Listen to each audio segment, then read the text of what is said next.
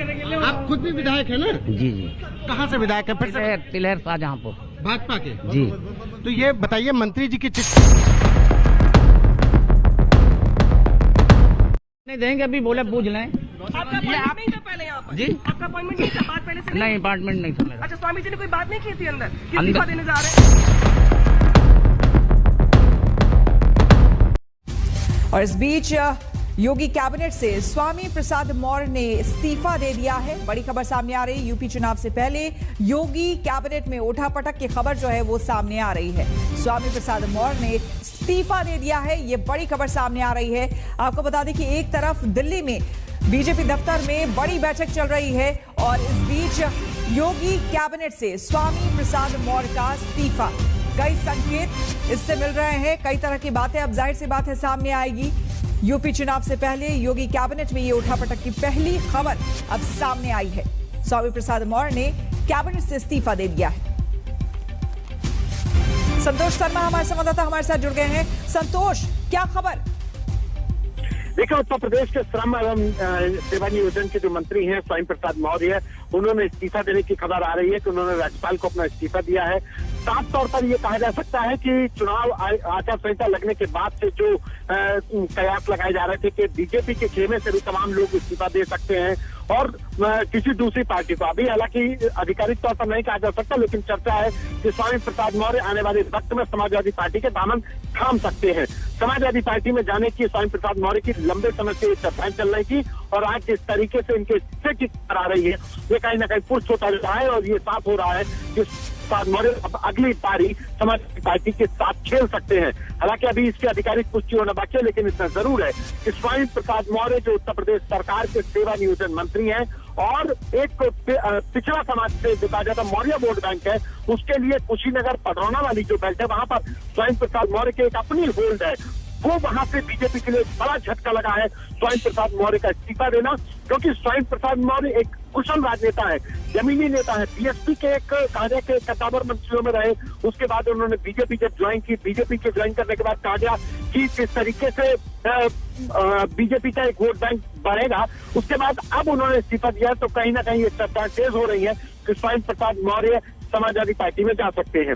जी बिल्कुल, और जाहिर सी बात है ठीक चुनाव के पहले, क्योंकि अब चुनाव की तारीखों का भी ऐलान हो चुका है और ऐसे में इस बड़ी खबर का आना कहीं ना कहीं एक डेंट बीजेपी के लिए। संतोष, बिल्कुल बीजेपी के लिए ये एक बड़ा झटका है स्वामी प्रसाद मौर्य का इस्तीफा देना, क्योंकि स्वामी प्रसाद मौर्य के सहारे जो पिछड़ा वर्ग के जो वोटर हैं उनको साधने की कोशिश बीजेपी कर रही है, खास करके पूर्वांचल के बेल्ट में। ये बीजेपी के लिए एक बड़ा झटका है स्वामी प्रसाद मौर्य का जाना। और अब वो अगर समाजवादी पार्टी में जैसा कि चर्चा है कि वो सपा ज्वाइन कर सकते हैं, तो अगर वो सपा में जाते हैं तो एक बीजेपी के लिए दोहरी चुनौती है कि उनका अपना वोट बैंक में एक बड़े नेता का जाना, दूसरा एक प्रमुख चुनौती बने समाजवादी पार्टी में उस नेता का शामिल होना, कहीं ना कहीं उसके वोट बैंक में एक बड़ी मजबूती देगा। स्वामी प्रसाद मौर्य का जाना बीजेपी के लिए बड़ा झटका साबित हुआ है। लेकिन इसके पीछे और क्या कुछ वजह रही होंगी, ये भी हम जानने की कोशिश करेंगे। लेकिन बहुत शुक्रिया आपका संतोष तमाम जानकारी के लिए। तो आपको हम बता दें, स्वामी प्रसाद मौर्य जो कि पिछड़ा समाज से भी आते हैं और ऐसे में उनका एक अपना होल्ड है, अपनी उनकी एक पकड़ है एक खास इलाके में, और इसके मद्देनजर चुनाव से ठीक पहले इस तरह का ऐलान, इस तरह की खबर आना बीजेपी के लिए एक बड़ा झटका है।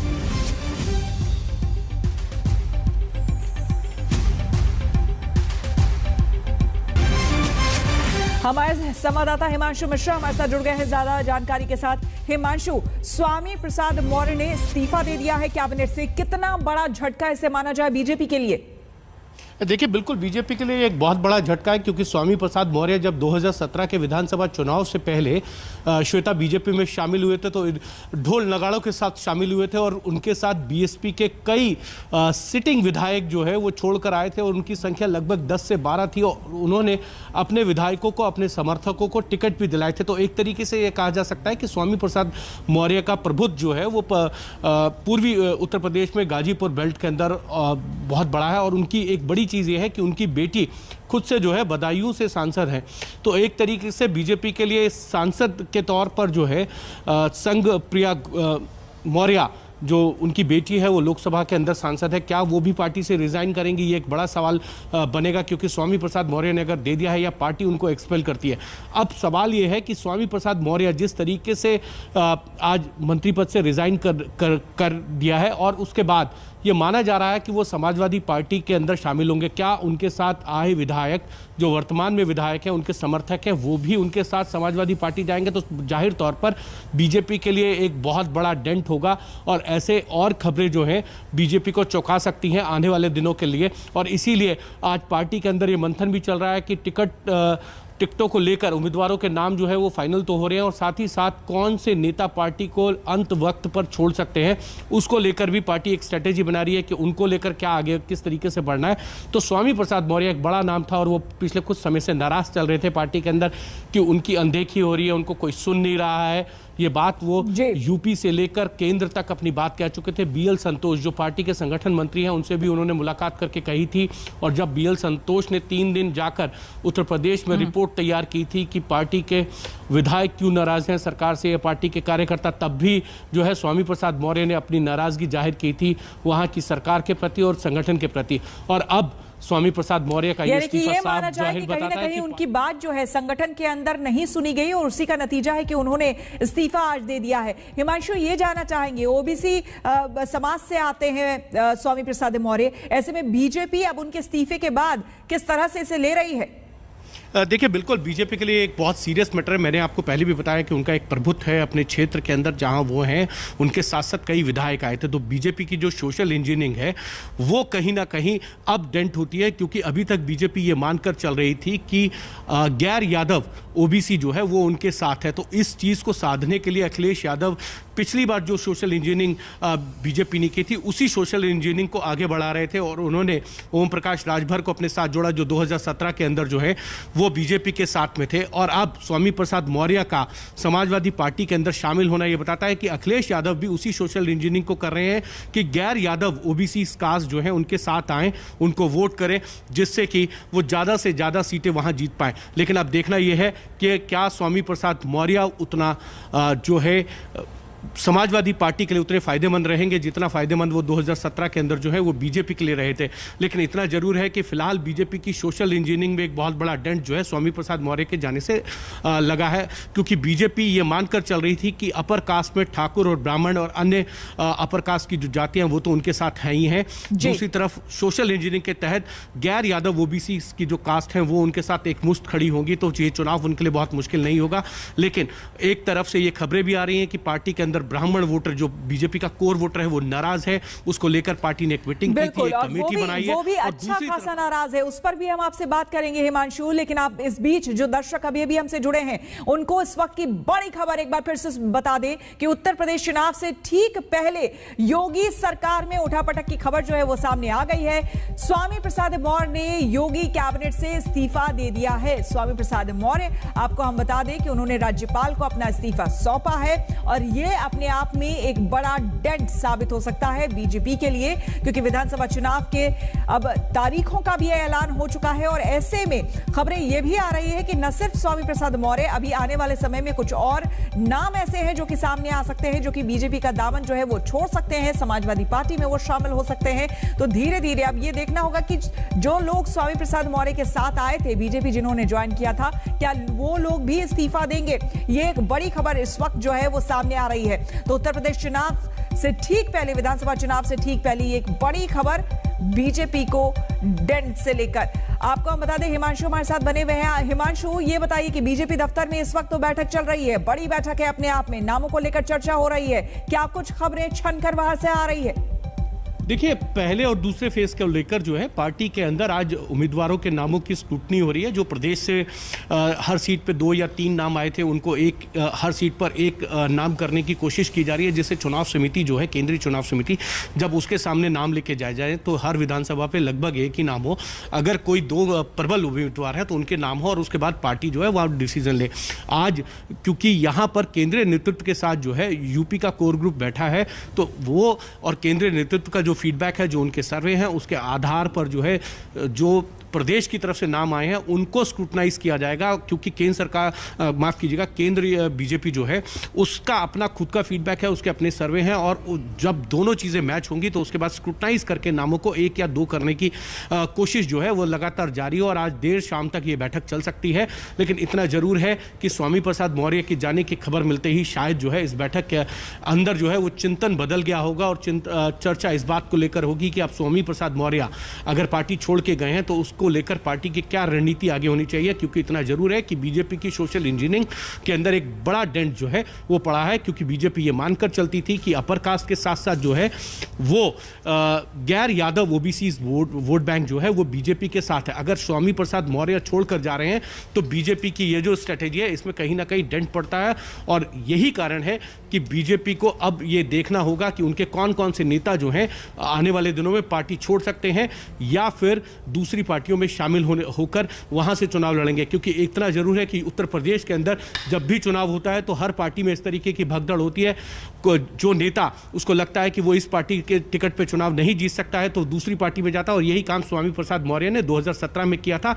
वो बीएसपी के प्रदेश अध्यक्ष थे, बीएसपी के एक मजबूत स्तंभ थे, और उन्होंने 2017 के विधानसभा चुनाव से पहले जो है बीएसपी को छोड़कर समाजवादी पार्टी ज्वाइन की थी, और उनके समर्थक और उनके जो समर्थक विधायक हैं वो बीजेपी में शामिल हुए थे। और स्वामी प्रसाद मौर्य ने लगभग जो है 8 से 9 सीटें अपने समर्थकों को टिकट दिलाई थी विधानसभा की, और साथ ही साथ उनकी बेटी बदायूं से एमपी हैं, उस टिकट में भी बहुत महत्वपूर्ण भूमिका जो है स्वामी प्रसाद मौर्य की रही थी। तो एक तरीके से स्वामी प्रसाद मौर्य का जाना बीजेपी के लिए एक बहुत बड़ा सेटबैक है। बिल्कुल, तो बड़ी खबर इस वक्त की एक बार फिर से आपको बता दें कि यूपी चुनाव से ठीक पहले योगी सरकार में बड़ी उठापटक की खबर सामने आ रही है। एक बहुत बड़ा नाम, बहुत बड़ा चेहरा स्वामी प्रसाद मौर्य, उन्होंने योगी कैबिनेट से इस्तीफा दे दिया है। स्वामी प्रसाद मौर्य ने राज्यपाल को अपना इस्तीफा सौंप दिया है, और इसके बाद कहीं ना कहीं ये भी अब आशंका जाहिर की जा रही है कि जो लोग स्वामी प्रसाद मौर्य के साथ आए थे, बीजेपी ने जिन्होंने ज्वाइन किया था, क्या वो लोग भी अब अपना इस्तीफा देंगे? क्योंकि आपको बता दें कि अब तारीखों के ऐलान के साथ ही अब पुरजोर तरीके से सभी पार्टियां दम और ताल ठोक रही हैं चुनावी मैदान में, और उस बीच इस तरह की खबर आना कहीं ना कहीं बीजेपी के लिए एक बहुत बड़ा झटका है। हिमांशु हमारे साथ बने हुए हैं। हिमांशु, यहां पर जब हम ये समझ रहे हैं और बीजेपी भी खुद ये मान रही है कि स्वामी प्रसाद मौर्य न सिर्फ एक बहुत बड़ा नाम बल्कि उनका एक स्ट्रॉन्ग होल्ड है उनके क्षेत्र में, ऐसे में जो भी नाराजगी थी, क्या यह असंभव था कि उसे दूर किया जा सके? देखिए, शायद बीजेपी को ये बात एहसास जो है स्वामी प्रसाद मौर्य ने पिछले 6 महीनों में कई बार कराई है, और इस चीज़ की जानकारी मुझे है क्योंकि जब वो दिल्ली आकर उन्होंने बीएल संतोष से मुलाकात की थी और अपनी नाराज़गी जताई थी, तब बीएल संतोष को शायद ये इतनी उम्मीद नहीं थी। और जब वो रिपोर्ट बनाने गए थे आज से 4 महीने पहले, जब योगी आके यहाँ पर दिल्ली में मुलाकात की थी, तब बीएल संतोष ने एक पूरी रिपोर्ट बनाई थी। वहाँ जाके अलग अलग मंत्रियों से, विधायकों से, पार्टी के अन्य नेताओं से मुलाकात करके उसमें स्वामी प्रसाद मौर्य ने अपनी नाराज़गी सरकार के कामकाज को लेकर और साथ ही साथ संगठन को लेकर दर्ज कराई थी। अब इतने लंबे वक्त के अंदर अगर स्वामी प्रसाद मौर्य की नाराज़गी को दूर नहीं कर पाई पार्टी, तो ये सोचने वाली बात है कि स्वामी प्रसाद मौर्य का जाना पार्टी के लिए इसलिए सेटबैक है क्योंकि वो ना सिर्फ अपनी विधानसभा बल्कि अपने आसपास की कई विधानसभाओं को इफेक्ट करते हैं, क्योंकि वो जिस कह सकते हैं कि जाति से आते हैं उस पर उनका एक बहुत बड़ा प्रभाव है। और इसी कारण जो है जब वो बीएसपी छोड़कर भी आए थे तो कई विधायक उनके साथ बीजेपी में शामिल हुए थे। तो ये एक बीजेपी के लिए अब चिंता का विषय है कि जो विधायक उनके साथ आए थे और उन्होंने चुनाव जीता था जो 2017 में, अगर स्वामी प्रसाद मौर्य बीजेपी छोड़कर जा रहे हैं तो क्या वो विधायक भी उनके साथ जा रहे हैं, तो ये बीजेपी की सोशल इंजीनियरिंग को बहुत बड़ा डेंट देने का काम होगा। और शायद बीजेपी को इसको लेकर एक अलग तरीके की रणनीति बनानी होगी कि पार्टी के नेता जो है वो लगातार जो है पार्टी छोड़कर ना जाएं।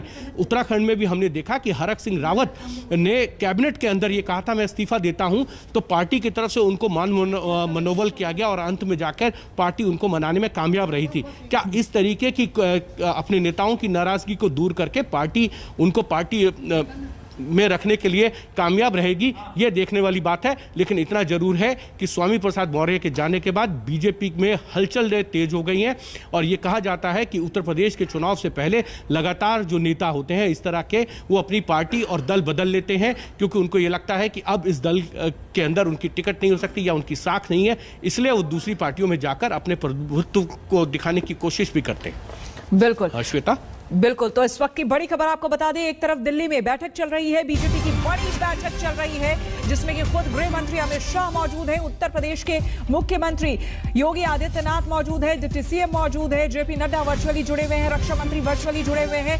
तमाम मुद्दों को लेकर यहां पर चर्चा हो रही है और इस बीच जो है स्वामी प्रसाद मौर्य का इस्तीफा एक बड़ा झटका माना जा रहा है चुनाव से ठीक पहले। आपको बता दें कि उत्तर प्रदेश चुनाव को लेकर बीजेपी की मैराथन तैयारी शुरू हो गई है। आज दिल्ली में उम्मीदवारों का नाम फाइनल करने को लेकर बैठक हो रही है।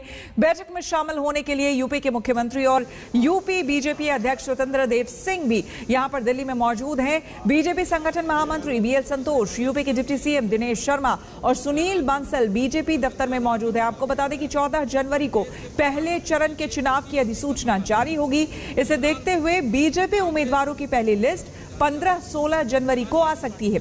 सूत्रों के मुताबिक 58 सीटों के दावेदारों के नाम सोमवार शाम लखनऊ में चुनाव अभियान समिति की बैठक में तय हो चुके हैं। कई सीटों पर 2-2 नाम भेजे गए हैं। आज इस पर मुहर लगने की उम्मीद है। हिमांशु हमारे साथ बने हुए हैं। हिमांशु, प्रदेश से नाम भेजे गए हैं, बताया जा रहा है कि एक एक सीट पर 2-2, 3-3 नाम भेजे गए हैं, तो आज फाइनली उसी को लेकर पूरा डिस्कशन और उसके बाद किसी एक नाम पर मुहर। देखिए, मोहर तो ये इतना जरूर है कि एक एक नाम को सिलेक्ट कर लिया जाएगा। मोहर जो है केंद्रीय चुनाव समिति की तरफ से लगाई जाएगी, जो आने वाले 2 से 3 दिनों के अंदर होगी। लेकिन इतना जरूर है कि एक एक सीट पर एक एक नाम तय करने की कोशिश जो है पार्टी की तरफ से की जा रही है, क्योंकि जो 2 से 3 नाम आए हैं उसको स्क्रूटनाइज किया जा रहा है। पार्टी का फीडबैक है, पार्टी के सर्वे हैं, उनके जो सिटिंग एमएलए हैं उनके जिस तरीके की कार्यशैली रही है, उनके प्रति किस तरीके की नाराजगी है या उनके काम बहुत अच्छे हैं, वो सारे फीडबैक जो है पार्टी के पास है। उसके आधार पर जो है ये स्क्रूटनी की जा रही है। इस स्क्रूटनी के बाद जो है अगले 2 से 3 दिन के अंदर जो है केंद्रीय चुनाव समिति की बैठक होगी, उसमें ये इन नामों पर मुहर लगा दी जाएगी। लेकिन इतना जरूर है कि अगर जिन विधानसभा सीटों पर एक एक नाम फाइनल हो जाएंगे आज पार्टी की तरफ से, उन लोगों को ये मैसेज जरूर चला जाता है कि आप अपने आगे की चुनाव की तैयारी कीजिए। नॉमिनेशन के अंदर जिस तरीके के पेपर वर्क चाहिए उसको आप पूरा करके रखिए। हिमांशु, तमाम जानकारी के लिए आगे भी आपसे अपडेट लेते रहेंगे। और आपको बता दें, इस बीच रैलियों पर रोक लगने के बाद बीजेपी ने घर घर जाकर प्रचार करने की रणनीति अपनाई है। आज लखनऊ में यूपी बीजेपी के अध्यक्ष स्वतंत्र देव सिंह ने इसकी शुरुआत की।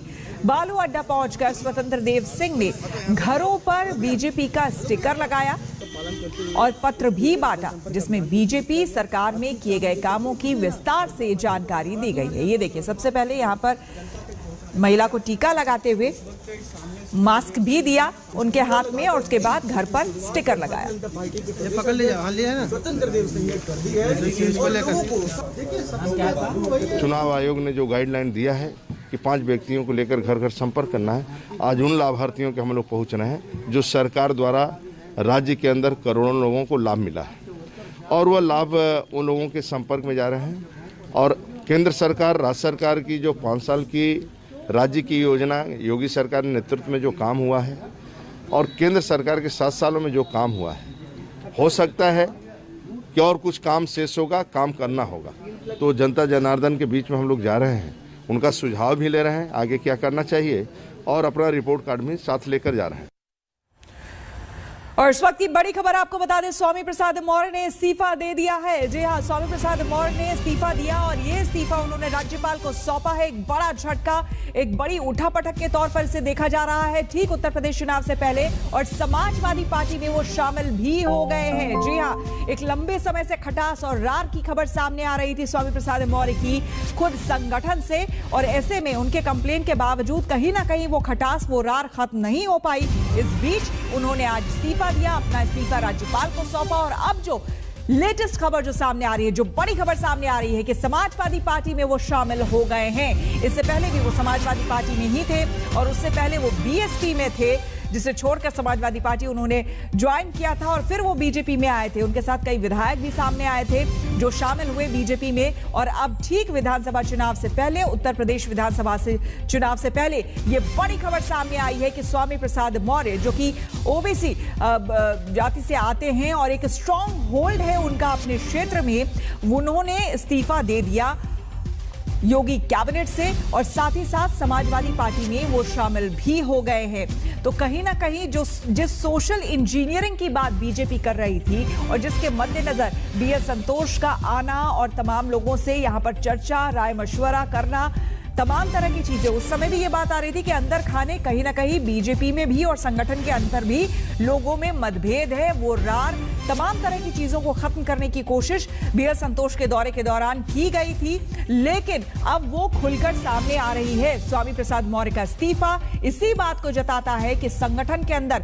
जिस तरह से लोग सहमत नहीं थे, जो कुछ भी जिस तरह से संगठन चल रहा था, उसकी नीतियों को लेकर, तमाम तरह की बातों को लेकर, उससे कहीं ना कहीं असंतुष्ट वो रह गए और जो शीर्ष नेतृत्व है वो इन्हें मनाने में नाकाम रही है। और ऐसे में स्वामी प्रसाद मौर्य का बीजेपी छोड़ना इस वक्त ठीक विधानसभा चुनाव से पहले, और समाजवादी, ये देखिए तस्वीर अखिलेश यादव के साथ सामने आ चुकी है स्वामी प्रसाद मौर्य की, और एक बार फिर से स्वामी प्रसाद मौर्य भी समाजवादी पार्टी के साथ जो है वो जुड़ गए हैं। और कहीं ना कहीं ये बहुत बड़ा, ये तस्वीर अपने आप में बहुत बड़ा झटका दे रही है बीजेपी को ठीक चुनाव से पहले। आपको बता दें कि उत्तर प्रदेश में चुनाव की दस्तक हो चुकी है, चुनावों की तारीखों का ऐलान हो चुका है। और ऐसे में जिस सोशल इंजीनियरिंग पर समाजवादी पार्टी काम कर रही है कि एक एक छोटा छोटा कुनबा, छोटा छोटा जो इलाका है, क्षेत्रीय पार्टियां, छोटी पार्टियां, वो लोग जो अपने अपने क्षेत्र में स्ट्रांग होल्ड रखते हैं, उन सभी को एक एक कर मिलाना,